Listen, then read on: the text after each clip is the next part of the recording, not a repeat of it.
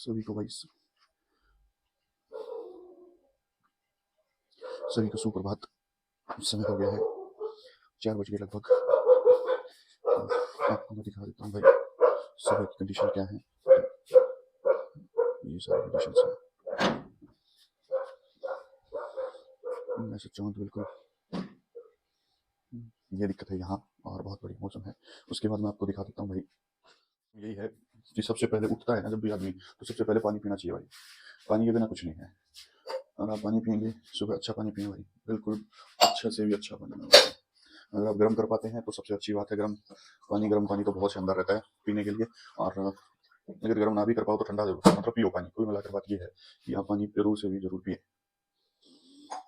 पानी पीने से भाई पूरे दिन का ऊन कर लेते हैं नीचे से। उसके बाद चलेगा, देखना करते चल गया। चाय बनाना बहुत जरूरी है, चाय बना लेते हैं भाई। थोड़ा सा पानी डालेंगे।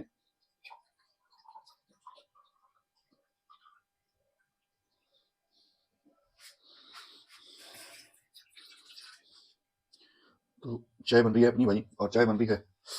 उसके बाद आज का शेड्यूल है जो वो स्टार्ट करते हैं भाई। पढ़ना बहुत जरूरी है। आप अगर पढ़ेंगे तो ही कुछ होगा भाई, है ना। जल्दी उठेंगे और जल्दी उठने के साथ साथ आप लोगों को वो सारे काम करने पड़ेंगे जो जरूरी है। पढ़ाई भी करनी पड़ेगी, साथ साथ काम भी करना पड़ेगा। जब आप पढ़ाई के साथ साथ काम करते हो ना तभी मजा आता है। जब आपके पास कम समय होता है और तब आप पढ़ाई करते हो तो बहुत मजा आता है ना। क्योंकि आपके पास डिस्ट्रक्शन का मौका नहीं होता है। जब आपके पास पढ़ने का कम समय होता है ना, जब आपके पास डिस्ट्रक्शन का समय नहीं होता है ना। किसी बंदे के पास पूरे 12 घंटे हैं पढ़ने के लिए, तो वो सोचेगा कि भाई चलो अभी तो समय कर लेते हैं, अभी तो समय कर लेते हैं, अभी तो समय कर लेते हैं, अरे टाइम है कर ले हैं। लेकिन उस दौरा टाइम रहता है फिर बाद में, है ना। लेकिन जिसके पास 2-2.5 घंटे हैं पढ़ने के लिए, वो ये सोचेगा यही 2-2.5 घंटे हैं, पढ़ ही लेते हैं, सिर्फ और कुछ करते भी नहीं है ना। ये है सारा मुकदमा। चाय बन गई है भाई, बहुत बढ़िया। चाय और जिंदगी, जितना उबाल आएगा ना उतना अच्छा है।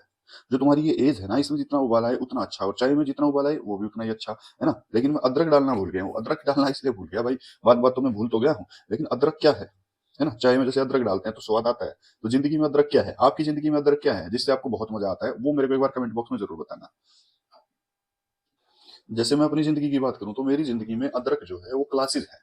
मेरी जिंदगी में जो अदरक का काम करता है ना, मतलब ऐसे एनर्जी का काम करता है, वो क्लास है। जब भी मैं क्लास में एंटर करता हूँ, मेरे को बुखार हो या भाई मेरे को पेट में दर्द हो या भाई कुछ भी क्यों ना हो, है ना, भूखा हो प्यासा हो कुछ भी क्यों ना हो, मेरे को वहां जाते ही एक ऐसी चीज महसूस होती है कि मैं बता नहीं सकता। एक झंझनाहट ऐसे दिमाग में, ऐसे नहीं बस करना है ये काम, तो वो काम होता है वहां पर। तो आप लोग अपनी जिंदगी का एक लक्ष्य बनाएंगे और उस लक्ष्य को बहुत अच्छे तरीके से मॉडिफाई करेंगे, तब जाकर आपका काम बनेगा, है ना। एक बार और उबल गई है चाय, और ये चाय जब उबली है ना तो अब इसमें मैंने अदरक डाल दिया भाई। अब अदरक जब पियेंगे ना मजा आ जाता है सुबह सुबह। अरे वाह भाई क्या बात है लड़के।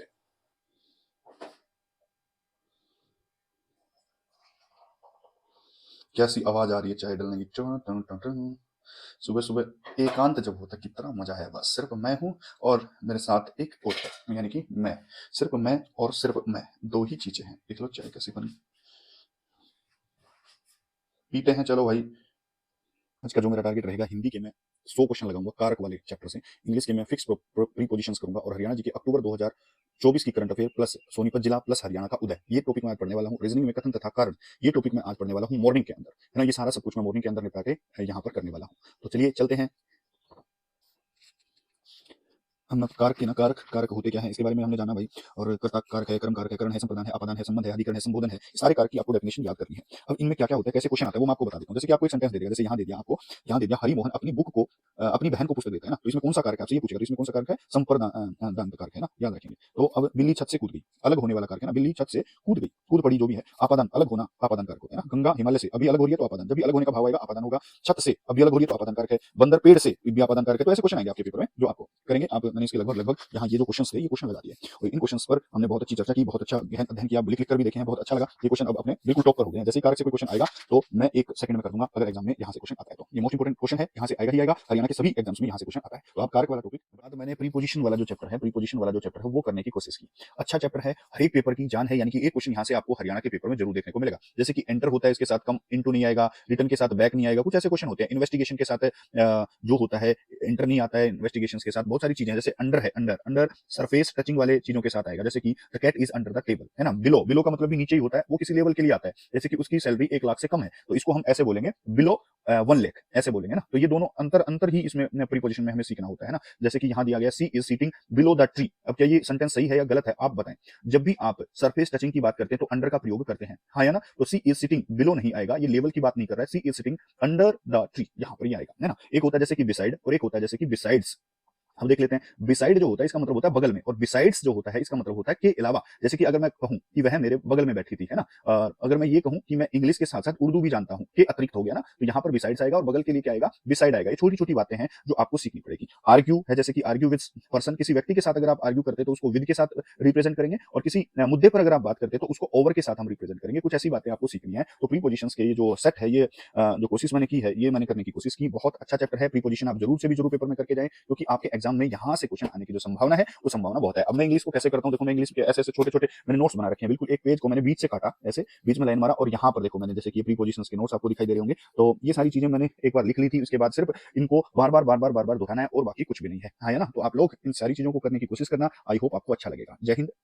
हाँ, बिल्कुल समय हो गया है जाने का, लगभग लगभग ये मैंने यहाँ पर एक करंट अफेयर का कोर्स सेशन मैंने यहाँ पर लिया था। जब मैं आपको बता दूं तो करंट अफेयर जैसे कि अक्टूबर की मैंने यहाँ बताया था आपको, अक्टूबर 2024 की मैं करंट अफेयर कर रहा हूँ। ये है अक्टूबर 2024 करंट अफेयर ऑफ हरियाणा। तो हरियाणा की करंट अफेयर है जो आपके बहुत काम आ सकती है, आपको बहुत मतलब करंट अफेयर से जैसे 25 क्वेश्चन आने हैं हरियाणा सीईटी में, 25 क्वेश्चन हरियाणा जी के से आने हैं, उनमें से 5 से 6 क्वेश्चन आपको करंट अफेयर से देखने को जरूर से भी जरूर मिल जाएंगे। जैसे कि आपसे अपॉइंटमेंट पूछेगा, यहाँ मैंने अपॉइंटमेंट दर्शाई है, आपसे कुछ महोत्सव या बोर्ड के चेयरमैन के बारे में, ये भी अपॉइंटमेंट हो गया, कुछ स्टेडियम्स के बारे में पूछ लेगा, कुछ उत्सव के बारे में पूछ लेगा, कुछ योजनाएं के बारे में, जैसे हमारी लाडो रेडियो स्टेशन किस मंत्रालय ने चालू किया, तो कुछ ऐसे ऐसे क्वेश्चन आपसे पूछता है पेपर में, तो आप उनको जरूर से भी जरूर करके जाएं, ताकि आपके पेपर में आपका स्कोर अन्य बच्चों के मुकाबले ज्यादा हो। तो आई होप आपको ये समझ में आ गया है। तो मॉर्निंग का सेशन मेरा खत्म हो गया है, अब चलते हैं भाई